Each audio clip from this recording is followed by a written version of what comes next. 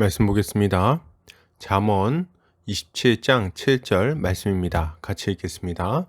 배부른 자는 꿀이라도 싫어하고 줄인 자에게는 쓴 것이라도 다니라. 아멘. 잠언 27장 7절 말씀, 꿀도 싫어하는 자, 쓴 것이라도 달게 먹는 자라는 제목으로 말씀 보도록 하겠습니다.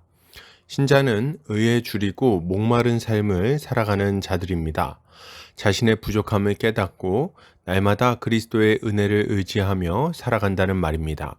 오늘 본문을 통해서 이에 대해 함께 살펴보도록 하겠습니다.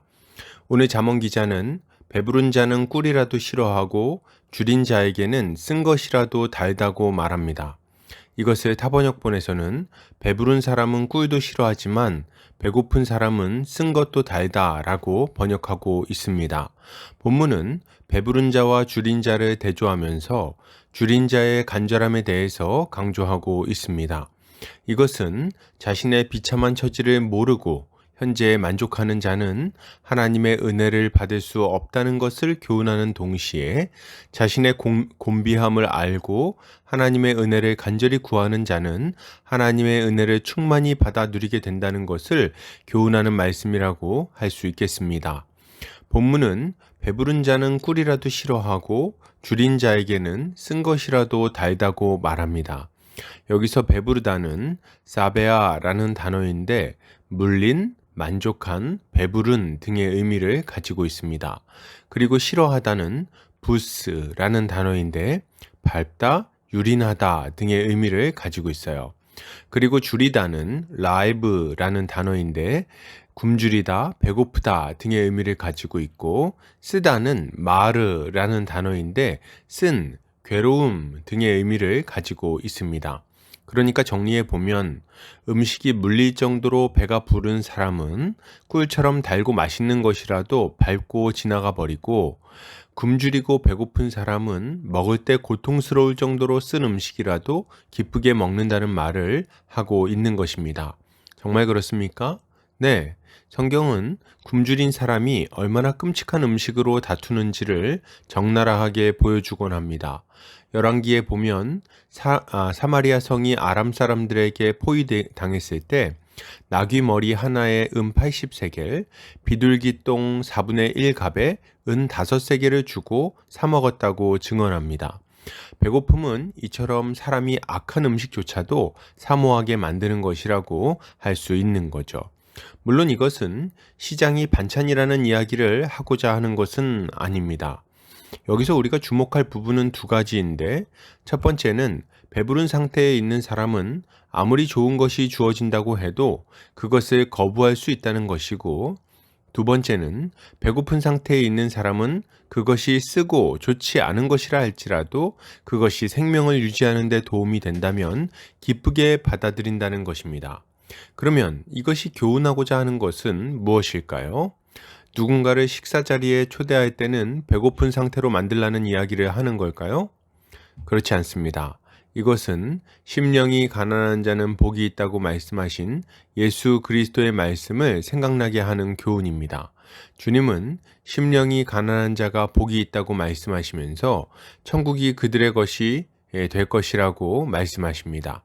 그리고 의에 줄이고 목마른 자는 복이 있다고 말씀하시면서 그들이 배부를 것이라고 말씀하기도 하시죠.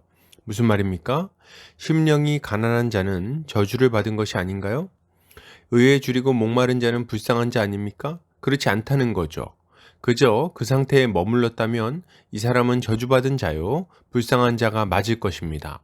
그러나 이런 자신의 비참함을 알고 간절히 하나님을 바라보는 자들을 도우시는 분이 있으시기에 이들은 불쌍한 자가 아니요 복된 자라고 할 수 있는 것입니다. 하나님은 자신의 불의함을 보고 절망하며 하나님의 은혜를 구하는 자들을 외면하지 않으실 것입니다. 긍휼이 많으신 하나님은 기꺼이 손을 내밀어 자신의 의를 이들에게 선물로 주시는 거예요. 그렇기에 이들은 복이 있다 말할 수 있는 것입니다. 그러나 반대로 자신의 불의함에 절망하지 않는 자들은 어떻습니까? 심령이 부요하며 의에 배부르고 만족해 있는 자들은 어떻게 되겠냐는 말이죠. 이 어리석은 자들은 하나님이 베푸신 구원의 은혜를 짓밟고 자신들의 더러운 일을 자랑하게 될 것입니다. 그리고 망하게 되겠지요. 이들은 하나님이 예비하신 선물을 하나도 받지 못할 것입니다. 예수님은 왜 죄인들과 먹고 마시냐고 따지는 바리새인들에게 이렇게 말씀하십니다. 예수께서 들으시고 그들에게 이르시되 건강한 자에게는 의사가 쓸데없고 병든 자에게라야 쓸데있느니라. 나는 의인을 부르러 온 것이 아니요 죄인을 부르러 왔노라 하시니라. 참으로 옳은 말입니다. 이 어리석은 바리새인들은 자신들이 건강하다고 생각했습니다. 자신들이 똑바로 볼 수 있으며 모든 것이 충분하다고 생각했어요. 그래서 자신들의 의를 자랑하며 죄인들을 정죄했죠. 이들에게는 예수님이 쓸모없는 자였습니다. 자신들이 세우려고 하는 의로운 이스라엘에 필요 없는 인물이었어요. 그래서 이 어리석은 건축자들은 예수님을 길바닥에 던져버린 것입니다. 그 결과는 무엇입니까? 이들은 하나님의 심판을 받아 완전히 망해버리고 말았어요. 여러분, 이것이 얼마나 무서운 경고입니까? 계시록에서 주님은 자신들이 모든 것에 부족할 것이 없다 하는 라오디게아 교회를 책망하시면서 말씀하십니다. 내가 말하기를 나는 부자라 부요하여 부족한 것이 없다 하나 내 공고한 것과 가련한 것과 가난한 것과 눈먼 것과 벌거벗은 것을 알지 못하는도다. 이들은 자신들의 가난함을 눈치채지 못했습니다. 자신들의 비참함을 깨닫지 못했어요. 하나님 앞에 자신들이 얼마나 부끄러운 모습으로 서 있는지를 알지 못한 것입니다. 이들은 이것을 깨닫지 못했기 때문에 미지근하고 어중간한 신앙생활에 머물러 있었습니다. 하나님께 한 발, 세상에 한 발 걸치고 적당히 살아가고자 한 거죠. 이런 미지근한 태도에 대해 주님은 엄하게 책망하십니다. 내가 이같이 미지근하여 뜨겁지도 아니하고 차지도 아니하니 내 입에서 너를 토하여 버리리라. 우리는 이 경고를 무겁게 받아들이고 우리 자신을 돌아봐야 하는 것입니다. 그러므로 여러분, 이것을 생각할 때 신자가 가져야 할 마땅한 모습은 무엇일까요? 가장 먼저 우리는 우리의 더러운 의를 속히 포기하고 그리스도의 빛나는 의를 붙들어야 하겠습니다. 우리는 거룩한 불만족을 가져야 됩니다. 우리 자신에 대해서 날마다 절망해야 돼요. 그리고 이 절망 속에서 간절한 마음으로 예수 그리스도의 의를 구해야 하는 것입니다. 이것이야말로 의에 줄이고 목말라 하며 그리스도를 찾는 신자의 모습이라 할 수 있는 거예요. 우리가 이렇게 할 때 어떤 일이 일어납니까? 우리는 만족함을 얻을 것입니다. 우리의 영혼이 그리스도의 의로 힘을 얻게 될 거예요. 세상 속에서 넘어지고 좌절하며 자신의 연약함에 절망할 때 주님이 주시는 담대함을 얻게 될 것입니다. 주님이 부어주시는 성령의 능력으로 이전에는 경험해보지 못한 유쾌한 삶을 살게 될 거죠. 그래서 하나님의 이름을 찬양하고 기뻐하는 삶을 살게 되는 것입니다. 여러분, 우리의 얄팍한 선행으로 만족해야 하지 않으시기를 바랍니다. 몇 가지 종교 행위로 의로워졌다 여기지 않으시기를 바랍니다. 우리가 우리 몸을 불사르는 데 내어준다 할지라도 그것이 하나님의 완전한 요구를 만족시킬 수 있겠습니까?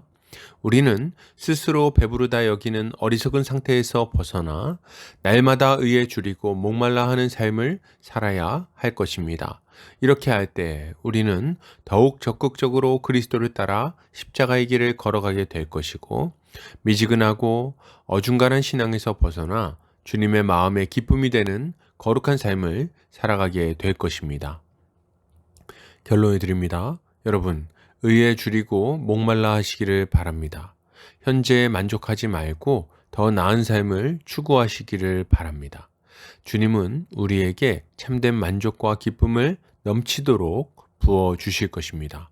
오늘도 주님의 지혜로 승리하는 성도님들 되시기를 주의 이름으로 축복합니다.